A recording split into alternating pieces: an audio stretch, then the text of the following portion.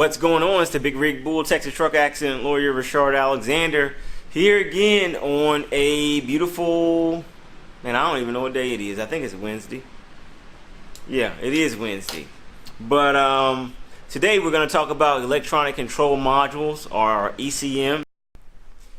Now, you know, like, one thing I really hate is when I drive all the way over here, then I forget my computer cord for my laptop at the house. I mean, it's so much work to do, and that's all I'm really focusing on. I'm so glad that I found the batteries for this camera, because my other camera that I tried to shoot on, my LX10, I still really haven't mastered, you know, the color composition of it all, and shooting in manual status, because you can tell the other day that it was completely out of focus, and then when I switched over to my G7, automatically it looks 10 times better.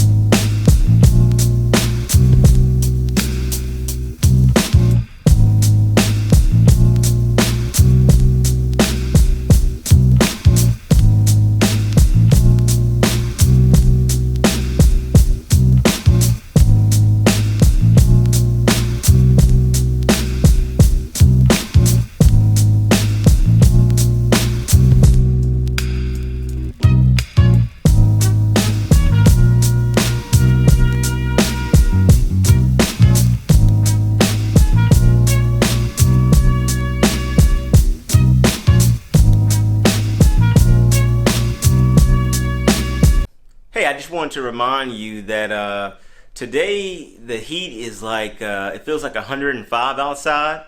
I think they're saying tomorrow it's going to feel like 110. And then the next day after that, probably like 100 and something. So this is a prime time for like heat stroke, heat exhaustion, people leaving their kids in the car and the kid passing away, you know, because they forgot to do something, like take the kid out of the car or check that back seat before they went into work for the day. So this is your reminder that you need to make sure you're checking your car before you go off to work, before you leave the daycare, before you go into the house from your run, or whatever you're doing with your kids. Remember to look back at that back seat. Make sure that you're drinking lots of water, and make sure your kids are too, because like I said, it's gonna be really hot down here. And I mean, and if it's getting to that point now, and we're just in June, I mean, I can only imagine what July and August holds for us. So make sure you are hydrated, and make sure you're drinking lots of water. I got some water right here, I think, in the office. I mean, if I don't keep anything else, I usually keep some water around. So, you know, yeah. So don't put your life in jeopardy. Don't put your safety of your kids and your relatives in jeopardy. If anything, you know, go out here and check on your loved ones. Check on the elderly people. Make sure their AC units are working, because, like I said before, more than likely, you know, I mean, it's always unfortunate, but you know, when these types of situations happen, that someone is likely going to do something bad. And make sure you're not leaving any kids in the car. All right.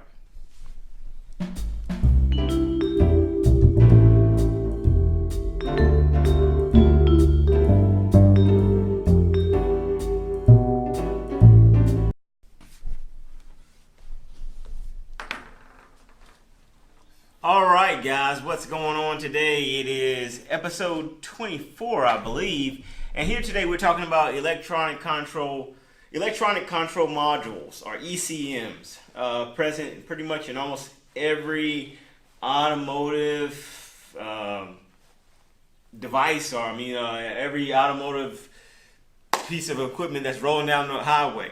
But we principally want to focus on commercial motor vehicles today.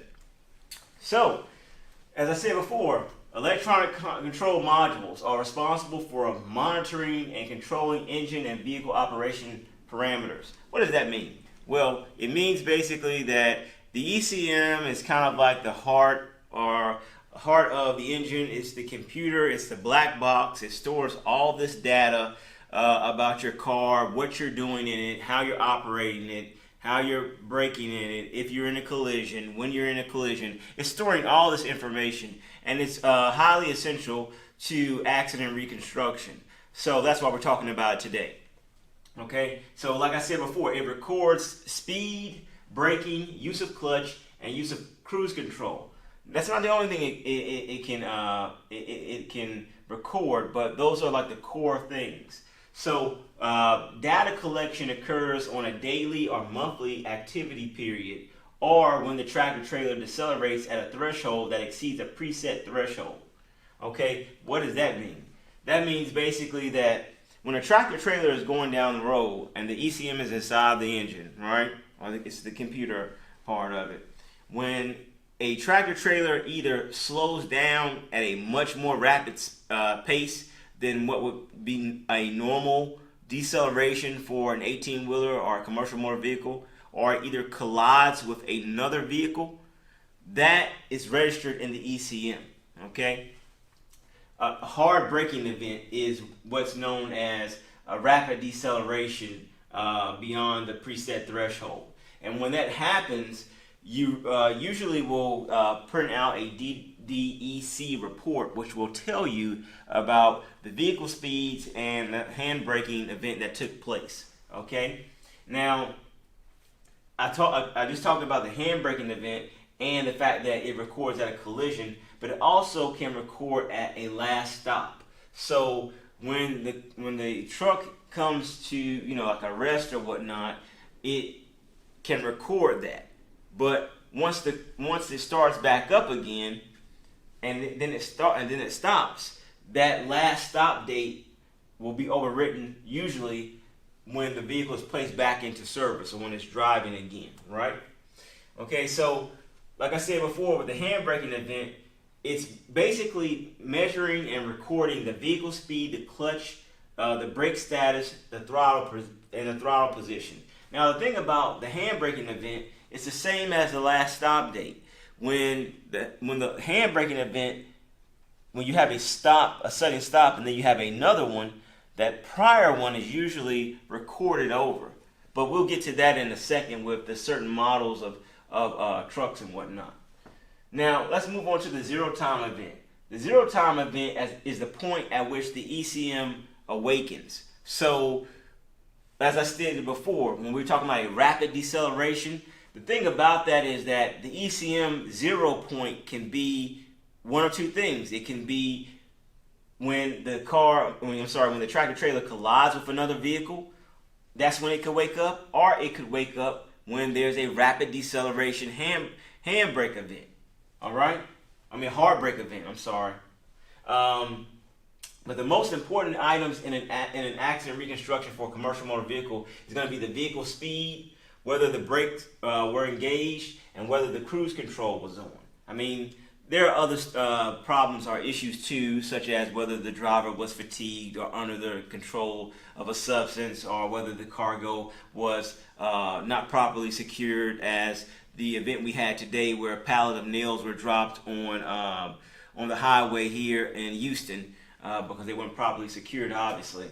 But those are the main things when we're talking about driver error, mechanical brakes and stuff like that, right?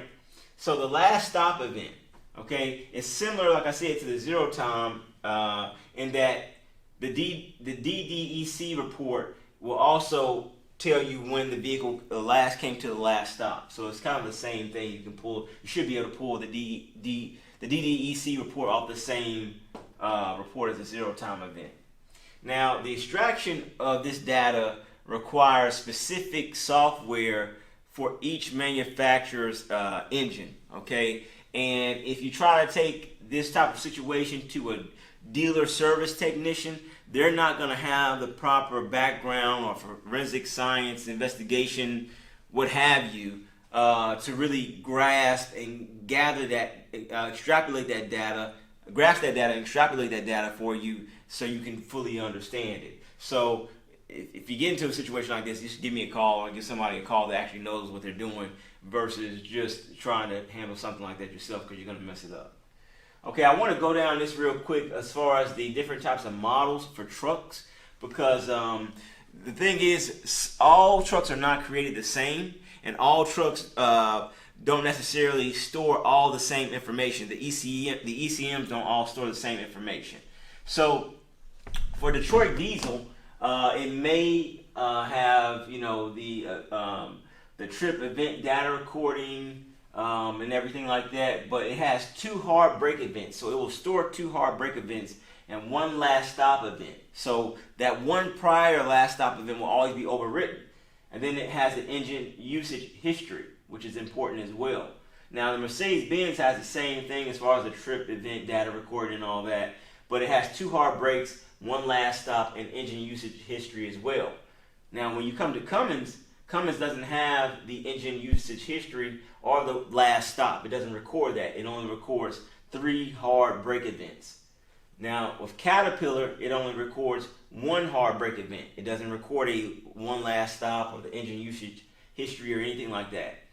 Mack trucks, 2 hard brake events, no last stop, just engine usage history, along with the data, the trip event stuff. But the 2 hard brake events and the engine usage history are the main things you're going to be able to pull off of a Mack truck. Same thing with a Volvo. Volvo has 2 hard brake events usually, and the engine usage history. And the International trucks have 2 hard brake events and 2 last stop events. So see, you know, if these truck manufacturers are really trying to look out for everyone on the road, they would make them 3 hard brake events, 2 last stop events and stuff like that. But the reality of it is that they're going to say, you know, they can't do it because of the computers, the ECMs are all different and stuff like that. So I wanted to go into more detail about the data recording for ECMs, but I think I'm going to hold off on that and explore that a little bit more myself before I dive into that. But the 4 main data recording areas for ECMs is fault data, historical data, calibration data, and event data. And I would, like I said, I would go into that, but I want to hold off on that for a bit because I may make that a board review session just by itself. So I hope you enjoyed this. I hope it was useful to you. If you have any questions, feel free to reach out to me. As always, have a great day. Big Rig Bull, Texas Truck Accident Lawyer, Reshard Alexander.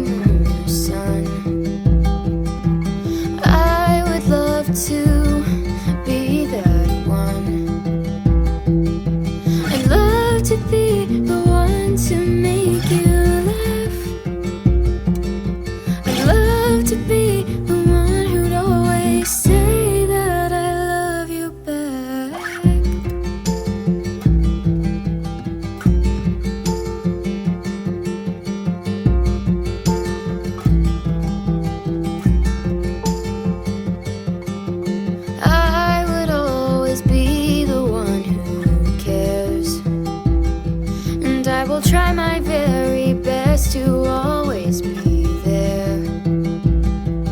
And the